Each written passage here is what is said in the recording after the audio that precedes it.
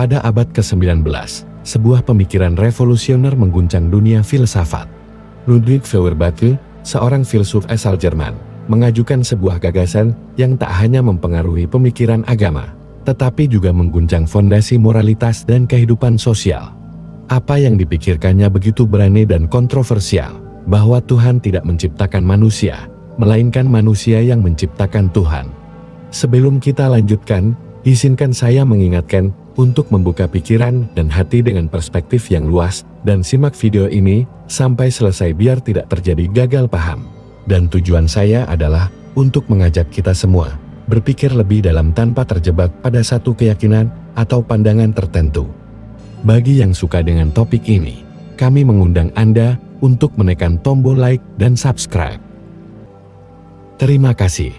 Mari kita jelajahi bersama dengan rasa hormat dan keterbukaan, agar diskusi ini lebih bermakna. Yuk, kita lanjutkan.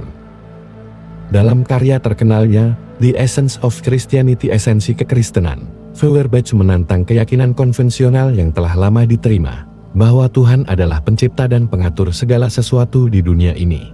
Ia mengusulkan sebuah pemikiran yang mengejutkan. Tuhan, dalam pandangannya, adalah cerminan dari manusia itu sendiri. Hanya sebuah konstruksi mental yang dihasilkan oleh kebutuhan manusia untuk memahami dan mengatasi rasa takut terhadap kematian, keterbatasan, dan ketidakberdayaan. Feuerbach berpendapat bahwa Tuhan tidak lebih dari proyeksi kualitas-kualitas terbaik yang dimiliki manusia. Kekuatan, kebijaksanaan, dan moralitas yang kita idamkan, semuanya kita personifikasikan ke dalam sosok Tuhan. Dalam kata lain, Tuhan adalah manifestasi dari harapan, impian, dan ideal-ideal kita yang lebih tinggi, yang kita proyeksikan untuk memberi kita rasa aman dan tujuan dalam hidup. Bagi Feuerbach, gagasan Tuhan yang ada dalam agama-agama adalah bukti bahwa manusia menciptakan Tuhan untuk memenuhi kebutuhan emosional dan psikologis mereka. Sebuah cara untuk mengatasi ketidakberdayaan mereka dalam menghadapi kehidupan dan kematian. Di satu sisi, Tuhan memberi kita harapan dan arti hidup. Tetapi di sisi lain, Tuhan juga menjadi penjara bagi pemikiran manusia, karena kita melepaskan tanggung jawab moral kita kepada kekuatan yang lebih besar daripada diri kita sendiri. Feuerbach menekankan bahwa, dalam agama, manusia kehilangan pemahaman atas potensi dirinya. Sebab, saat kita meyakini bahwa Tuhan mengatur segalanya, kita cenderung menyerahkan kontrol hidup kita kepada kekuatan di luar diri kita. Namun, jika kita menyadari bahwa Tuhan hanyalah ciptaan kita, maka kita akan lebih bertanggung jawab terhadap tindakan kita di dunia ini. Kita tidak bisa lagi berlindung di balik keyakinan bahwa segala sesuatu terjadi karena kehendak Tuhan. Menurut Feuerbach, memahami Tuhan sebagai proyeksi manusia juga membuka jalan untuk pemahaman yang lebih dalam tentang moralitas. Jika Tuhan adalah proyeksi sifat-sifat terbaik manusia, maka moralitas seharusnya bukanlah perintah ilahi yang harus kita ikuti, melainkan hasil dari kesadaran diri kita sendiri tentang apa yang baik dan buruk bagi kita sebagai manusia. Moralitas bukanlah wahyu dari Tuhan, tetapi sebuah pencapaian manusia untuk hidup dengan nilai-nilai kemanusiaan yang lebih tinggi. Feuerbach juga menggambarkan agama sebagai sesuatu yang mengasingkan manusia dari diri sejatinya. Ketika manusia menyembah Tuhan, mereka sebenarnya sedang menyembah diri mereka sendiri. Ini adalah pengalihan perhatian dari potensi manusia yang sesungguhnya untuk menciptakan kehidupan yang bermakna dan penuh kasih sayang. Dengan menerima bahwa Tuhan adalah buatan manusia, kita bisa mulai mengembangkan moralitas berdasarkan pada sesama manusia, bukan berdasarkan ketakutan atau rasa hormat terhadap kekuatan yang tidak tampak. Namun, kritik Feuerbach tidak hanya menantang gagasan agama secara filosofis. Dampaknya sangat luas, termasuk dalam kehidupan sosial. Jika kita menerima bahwa Tuhan hanyalah sebuah konstruksi manusia, maka kita harus mencari arti dan tujuan hidup di dunia ini tanpa bergantung pada agama sebagai pedoman utama. Ini berarti bahwa masyarakat, dalam pandangan Feuerbach, harus berfokus pada solidaritas manusiawi, kebajikan bersama, dan pencarian kebahagiaan kolektif, bukan pada pemenuhan kebutuhan spiritual atau kekuasaan yang dianggap bersifat ilahi.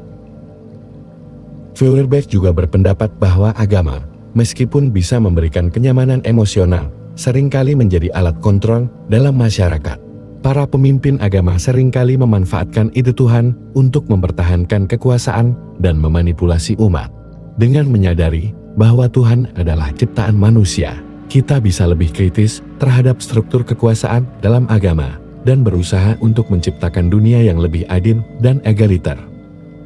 Namun, meskipun Feuerbach menggugat agama, pandangannya bukanlah untuk menolak aspek spiritual dalam kehidupan manusia. Sebaliknya, ia mengajak kita untuk menyadari bahwa kita sendiri yang memiliki potensi untuk mencapai kebijaksanaan, kasih sayang, dan moralitas tanpa harus bergantung pada sosok yang ada di luar diri kita. Dengan pemikiran Ludwig Feuerbach, kita dihadapkan pada sebuah pertanyaan mendalam. Apakah kita benar-benar membutuhkan Tuhan sebagai kekuatan yang terpisah dari diri kita? Atau bisakah kita, sebagai manusia, mengatasi segala tantangan hidup dengan menggunakan potensi terbesar kita, kesadaran dan kasih sayang terhadap sesama manusia? Feuerbach mengajukan tantangan besar bagi kita untuk merenungkan kembali peran agama dalam kehidupan kita, dan mengevaluasi bagaimana kita bisa membangun dunia yang lebih baik, tidak dengan mengandalkan sosok Tuhan sebagai pengatur, tetapi dengan mengandalkan kebaikan, moralitas, dan kesadaran kita sendiri. Apakah kamu setuju dengan pemikiran Feuerbach?